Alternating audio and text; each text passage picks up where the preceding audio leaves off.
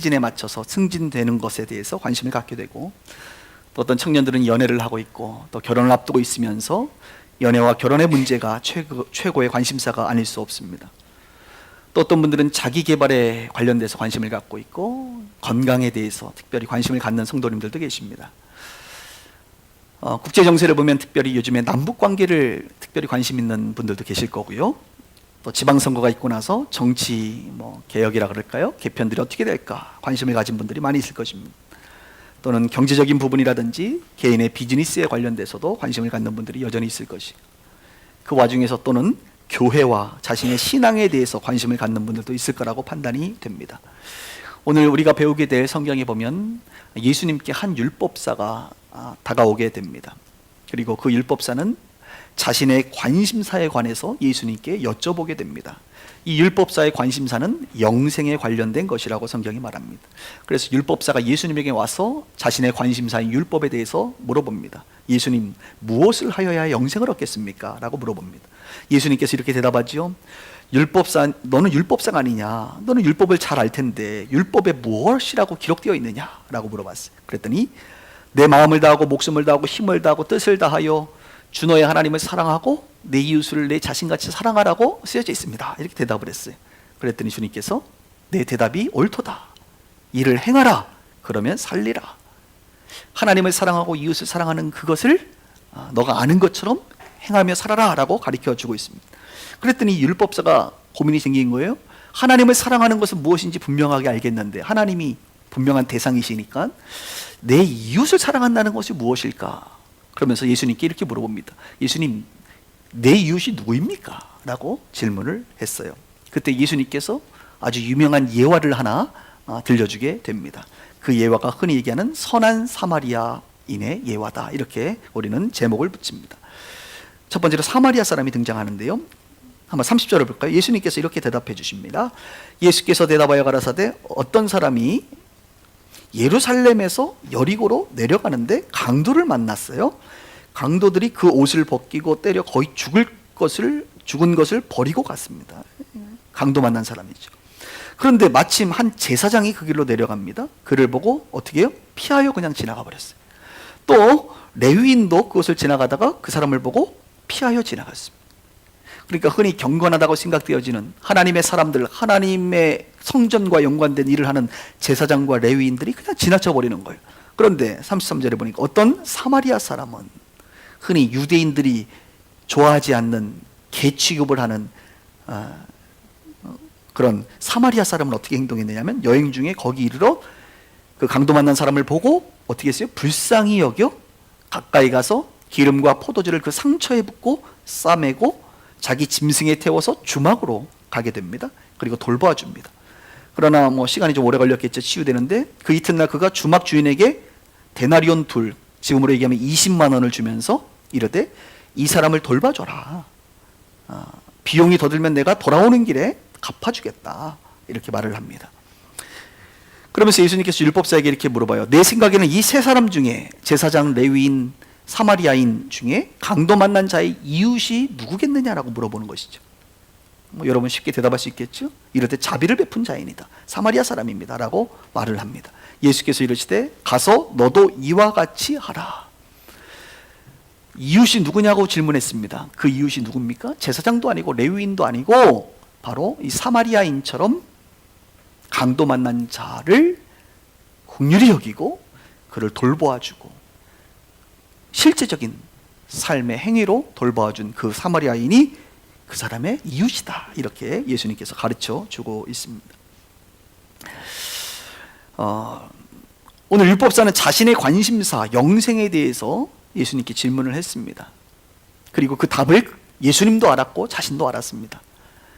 하나님을 사랑하는 것, 이웃을 사랑하는 것이 영생에 이르는 길인데 예수님은 말로만 관념적인 이론을 안다 그래서 영생을 얻는 것이 아니라 이것을 실천하는 삶, 실천하는 행위, 이 행위를 따라 이 사람에게 영생이 있다라고 말을 하고 있는 거예요. 여러분, 저는 이 사마리아인을 보면서 겸손이라는 것이 다시 한번 생각나게 됐습니다. 겸손. 제가 얼마 전에 그 포럼을 참석했는데 그 포럼에서 어느 목사님께서 이제 발제를 하셨어요. 주제 발제를 하셨는데 그분은 목동에 있는 그 대형교회 이제 담임 목사님이셨습니다. 이분은 미국에서 이제 박사학위를 학자이시기도 한데요. 박사학위를 받으셨는데 그 주제가 무엇이었냐면 겸손이라는 주제로 박사학위를 받으셨어요. 그래서 발제를 하면서 이 겸손에 대해서 이분이 이제 이야기를 하는 거예요. 본인이 성경에서 겸손에 대한 이 어휘들을 다 연구하고 초대교회부터 시작해서 중세교회에 이르기까지 고대교회에 이르기까지 겸손과 관련된 많은 그 신앙인들의 학자들의 그 문헌들을 자신이 연구를 이제 했다는 거예요. 연구를 한 결과 겸손에 대해서 한마디로 정의를 어떻게 할 수 있느냐, 그분의 표현이 이렇습니다. 겸손은 동일시하는 것이다, 이렇게 말을 했어요. 특별히 누구와 동일시하느냐? 가난한 자와 동일시하는 것이 겸손이다, 이런 결론에 이르렀다는 것입니다. 예수님께서는 자신을 뭐라고 했습니까? 나는 마음이 온유하고 겸손하니 내게 배우라 라고 말씀하셨어요. 여러분, 예수님이 겸손하시다고 말씀하십니다. 왜 예수님이 겸손하신 분이실까요? 바로 예수님이 하늘 보좌를 버리시고 이 땅에 성육신 하셨습니다. 인카네이션, 성육신 하셨어요. 신이 인간과 동일시되는 겁니다. 여러분, 신이 인간이 된다는 게 말이 됩니까? 그런데 신이 인간의 모습으로 낮아진 거예요. 인간과 동일시된 거예요. 이것이 뭐예요? 겸손이라는 거예요. 예수님은 우리들의 친구가 되셨습니다. 성경에 보니까 가난한 자들의 친구가 되셨어요. 가난한 자들과 동일시된 거예요. 친구는 동일한 사람이 친구 아닙니까? 예수님은 가난한 자들과 함께 하셨고, 예수님께서는 우리가 아는 바대로 병든 자들의 친구가 되셨고, 예수님은 귀신 들린 자의 친구가 되셨고, 예수님은 외로운 자들, 상한 심령을 가진 자들의 친구가 되셨고, 때로는 왕따, 때로는 부자라고 할지라도 예수님은 그 모든 사람들과 친구가 되셨어요. 다른 말로 동일시 되셨습니다. 그래서 예수님께서 겸손하시다, 이렇게 말할 수가 있는 것이. 결론적으로 겸손이라는 것은 사실 긍휼한 마음이 있어야 돼요. 이 긍휼이라는 단어, 불쌍히 여기, 오늘 보니까 사마리아인이 불쌍히 여겼다 그랬거든요. 불쌍히 여김, 이 긍휼한 마음이라는 것은 뭐예요? 마음 자체가 상대방과 동일시되는 현상입니다. 힘든 사람을 볼 때 그 마음이 동하고 같이 힘들어지는 거예요. 아파하는 거예요. 마음이 동일시되는 것. 겸손의 시작이다, 이렇게 말할 수가 있습니다. 그리고 마음만 동하는 것이 아니라, 긍휼히 여기는 것이 아니라 실제 우리의 육신이 그 사람과 함께 하는 거예요. 그 자리에 있는 거예요. 함께 사는 거예요, 심지어는. 이것이 겸손의 완성이다, 이렇게 말할 수가 있습니다. 그러니까 겸손이라는 것은 마음으로 동일시되고 내 몸과 삶이 동일시될 때 진정한 겸손의 사람이다, 이렇게 말할 수가 있고, 예수님께서 바로 이 겸손의 모습을 우리 가운데 보여주셨기 때문에 예수님께서 너에게 겸손하라, 이렇게 말을 하고 있는 거죠. 한국 사람들은 겸손에 대해서 어떻게 생각합니까? 누군가 나를 좀 칭찬해주면 그 칭찬을 아니에요 라고 부인하는 것, 부정하는 것을 겸손이다 라고 말하지. 그러나 성경적인 해석과는 전혀 거리가 멉니다. 성경에서 말하는 겸손이라는 것은 칭찬에 대해서 아닙니다. 부정하는 것이 아니라 뭐예요? 마음과 행위가 실제 가난하고 힘든 사람들과 함께 거하는 것, 동일시되는 것이 겸손이다, 이렇게 말을 하고 있습니다. 그런 면에서 저는 오늘 본문에 등장하는 이 사마리아인이 어떤 사람이냐? 겸손한 사람이다 라고 정의하고 싶어요. 그런 마음이 동해서 그 강도 만난 사람을 긍휼히 여기는 마음이 있었고, 더 나아가 거기서 끝나지 않았어요. 아마 제사장이라든지 여러분 레위인도 지나가면서 불쌍히 여겼겠죠. 우리가 가난한 사람 보면 불쌍한 마음이 들거든요. 그런데 거기서 멈추지 않고 자신의 삶을, 재정을, 시간을, 자신의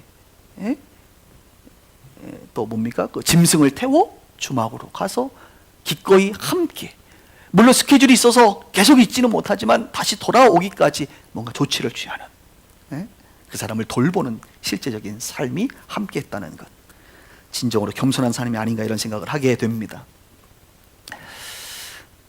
여러분은 하나님을 사랑하시나요? 여러분은 이웃을 사랑하고 계십니까? 혹 하나님만 사랑하고 있진 않나요?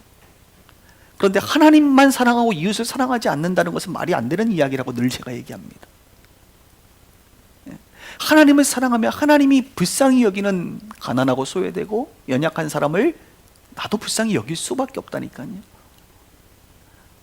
연애할 때 사랑하는 여자친구가 남자친구가 좋아하는 그것을 나도 좋아할 수밖에 없는 것처럼 하나님을 사랑하면 이웃을 사랑할 수밖에 없습니다. 하나님을 사랑하면 그 이웃들의 영혼이 보이기 시작합니다. 그들의 처지와 형편이 보이기 시작합니다. 오늘 본문의 표현대로 여러분 눈에 강도 만난 사람이 발견되는 법이에요. 여러분 이웃 중에 강도 만난 사람이 있나요? 여러분 눈에 강도 만난 사람이 있습니까? 요즘 어떤 시대인데 CCTV가 있어서 강도를 어떻게 아니 그런 강도 말고요. 고통받는 사람 말입니다. 영혼이 강도맞은 사람도 있죠. 마귀에게 강도질 당한 사람. 마귀는 도둑질한다 그랬어요. 성경에 도둑질하러 왔다. 마귀에게 그 마음이 그 영혼이 강도만나서 하나님을 알지 못하고 죽어가고 있는 사람이 있지는 않습니까? 하나님을 사랑하는 우리에게 반드시 강도 만난 이웃이 보이게 되는 법입니다. 육신적으로 강도 만난 자처럼 힘들고 고통받는 사람이 보이게 되는 법이고 영적으로 강도 만난 사람이 보이게 되는 법이에요. 죄로 말미암아 고통받는 신음하는 그 사람들이 보이게 되는 법입니다. 그리고 우리는 그들을 보면서 우리의 마음이 그들을 불쌍히 여기게 되는 것이죠. 긍휼히 여기게 되는 것이고 더 나아가 우리의 재정이, 우리의 몸이, 우리의 시간이 그들과 함께 합니다. 그들과 함께 더불어 살아갑니다. 진정으로 그들의 친구가 되어줍니다. 이것이 바로 겸손한 사람이요 오늘 성경이 말하는 선한 사마리아인이다 라고 가르쳐주고 있습니다. 저는 우리 빛과 소금의 교회 식구들이 여러분들의 흔히 얘기하는 세상적 표현으로 여러분들의 수준보다 낮은 사람들과 여러분들이 거할 수 있기를 주님의 이름으로 축원합니다. 우리는 자꾸 우리의 수준보다 높은 사람들과 어울리고 싶어하는 속성이 있다 그랬잖아요. 스스로 높아지고자 하는 속성이 있다니까요. 성경은 끊임없이 겸손에 대해서 말할 때 나보다 조금 부족한 사람, 나의 도움이 필요한 사람, 나하고 좀 어울리기에 수가 좀 낮아 보이는 그 사람들 사이에 들어가 그들과 함께 거하는 것, 이것이 진정한 겸손의 삶이라고 말할 수가 있는 거예요. 저는 교회를 생각하면서 교회도 하나님을 사랑합니다. 교회가 하나님을 사랑하지 않으면 누가 사랑하겠습니까? 교회는 이웃을 사랑하죠? 네, 맞습니다. 그래서 교회에서 보면 올해의 표현은 이웃을 사랑하는 교회, 우리 교회는 올 한해 이웃을 사랑하는 교회입니다. 한국 교회 중에 이웃을 사랑하지 않는 교회가 있겠습니까? 없어요. 그런데 놀라운 사실이 있습니다. 이웃을 사랑하는 교회는 있는데 이웃이 사랑하는 교회는 별로 없어요. 우리는 이웃을 사랑합시다 이렇게 얘기하는데 저는 이제 앞으로 그렇게 말하고 싶지 않아요. 이웃이 우리를 사랑했으면 좋겠어요. 한국교회는 그동안 이웃을 사랑하자고 했는데 이웃에게 사랑을 받지 못하는 아이러니한 결과를 낳게 됐어요. 왜 그럴까요? 진정한 사랑을 하지 않은 거예요. 그들이 필요로 하는 사랑을 하지 않고 그냥 내가 원하는 내 방식의 내 관심사로 사랑한 거예요. 그리고 그래서 사랑을 받아야 될 그 사람들이 전혀 사랑을 받지 못하고 조금은 어이없는, 조금 과격하게 말하면 폭력적인, 일방적, 스토커적 사랑을 하진 않았나 이런 생각을 하게 됩니다. 그래서 우리 빛과 소금의 교회는 이웃을 사랑하는 교회라고 말하지 않고 이웃이 사랑하는 교회가 되었으면 좋겠습니다. 이제 올해 이 지역에 이제 입주가 완성됩니다. 드디어 만 세대가 이제 다 입주하게 되는데요. 지금은 굉장히 혼란스러울 때예요. 상가들도 많이 막 정신이 없고 저희 교회 앞에도 공사가 한창이고요. 내년 정도 되면 뭔가 안정이 될 것 같아요. 그래서 내년 정도부터는 이제 이 지역이 정말 필요한 것이 무엇일까? 이 지역에 강도 만난 사람들은 어떤 사람들일까? 이제 내년부터는 우리가 유심히 살피게 될 겁니다. 그리고 지역 주민이 사랑하는 교회로 되었으면 좋겠어. 빛과 소금의 교회는 참 괜찮은 교회야. 매너 있는 교회야. 전도를 해도 참 예의 있는 교회. 요즘에 저희가 전도를 어떻게 하냐면 아파트 입주를 하니까 직접 찾아가서 전도지를 줬는데 이것을 좀 불편하게 생각하고 여러 교회들이 너무 많이 하는 것 같아서 저희 교회는 하지 말자.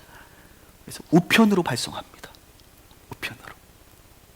그래서 어느 분들이 어느 날 우편에 뭐 봉투가 왔는데 보니까 빛과 소금의 교회 홍보지와 쓰레기 봉투와 손으로 직접 딴 수세미가 이렇게 들어가 있는 걸 보면서 굉장히, 다른 교회를 다니시는 분인데 굉장히 감동을 받았다고 그러면서 나중에 혹시 알아요 목사님, 제가 교회를 혹시 옮기게 되면 이 교회로 오고 싶은 마음이 든다고 뭐 이렇게 제 앞에서 그냥 얘기만 해줬는데요. 그것도 기분 좋더라고요. 어떻게 하면 이 지역의 사람들이 빛과 소금의 교회를 생각할 때 저 교회는 우리를 이해하고 있고 우리 지역에 정말 필요한 교회야, 빛과 소금의 교회가 딴 데로 이전하면 안 갔으면 좋겠다, 이런 말이 들릴 수 있을까, 이런 생각을 제가 하면서 고민하게 됩니다. 그뿐만 아니라 우리는 지역을 넘어 열방에 고통받는 사람들의 친구가 되어줘야 하지요. 저는 선교사님들을 볼 때 선교사님들은 기본적으로 겸손하신 분들이라고 생각합니다. 난민들의 친구가 되어주시는 순진이 아빠, 순진아? 순진이 아빠가 있고, 아프리카 사람들을, 아프리카의 청소년들과 그죠? 우리 흑형들을 사랑하는 우리 선교사님들을 볼 때 인카네이션, 그들과 함께 동일시되는 거거든요. 방글라데시에 있는 그 연약한 그 문화 속에 있는 사람들 속에 들어가서 그들과 함께 살아간다는 것, 이것은 겸손하지 않고는 할 수 없는 일입니다. 자기를 부인하지 않고는, 자기를 사랑하는 사람은 할 수 없는, 그죠? 굉장히 겸손하신 우리 선교사님들을 보게 되면서 감동이 됩니다. 우리 빛과 소금의 교회도 그런 분들을 통해서 또 계속적으로 열방에 고통받는 자들의 친구가 되어주는, 강도 만난 자들의 친구가 되어주는 그런 교회가 되었으면 좋겠다, 이런 생각을 설교를 준비하면서 하게 됩니다.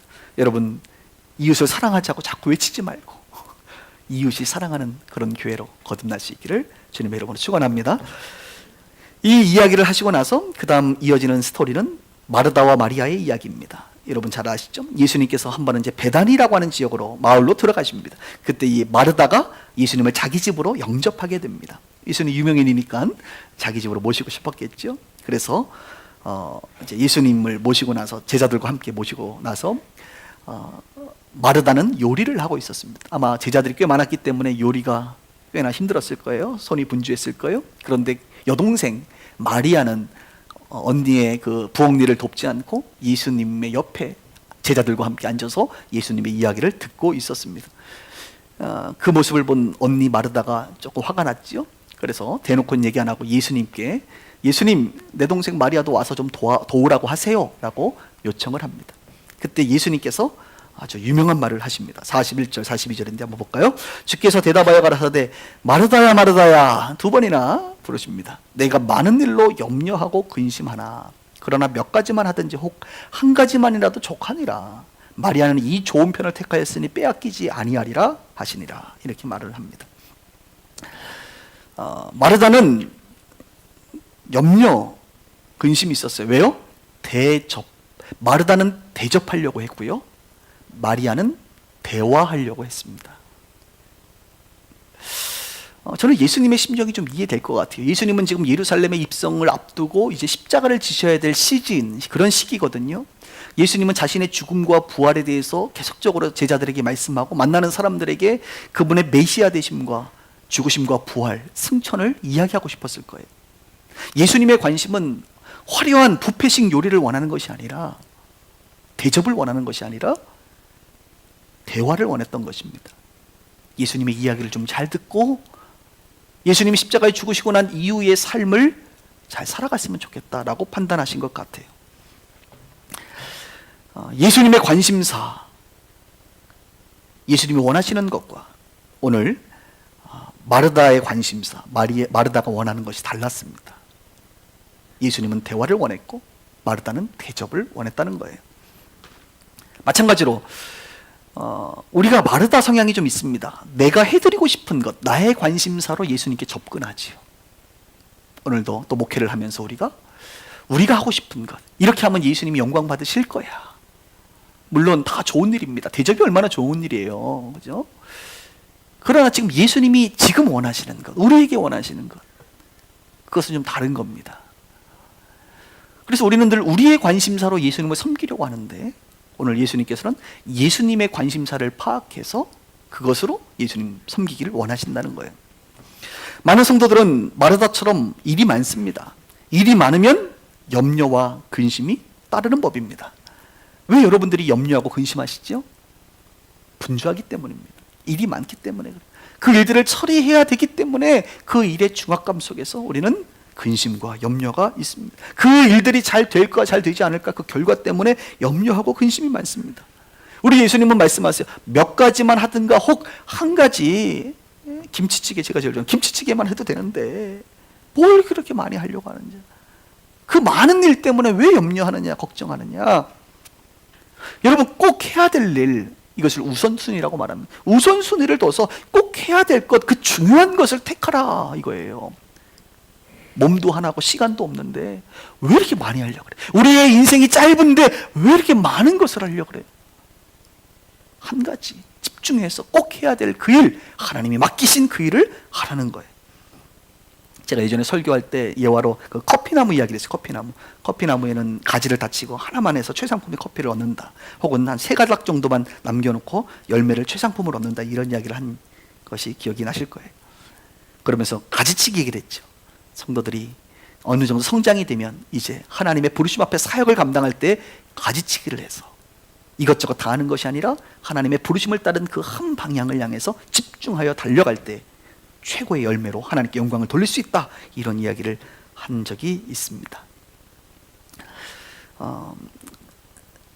저를 여러분들이 잘 아실지 모르겠지만 사실 저를 잘 모르시죠, 여러분들이.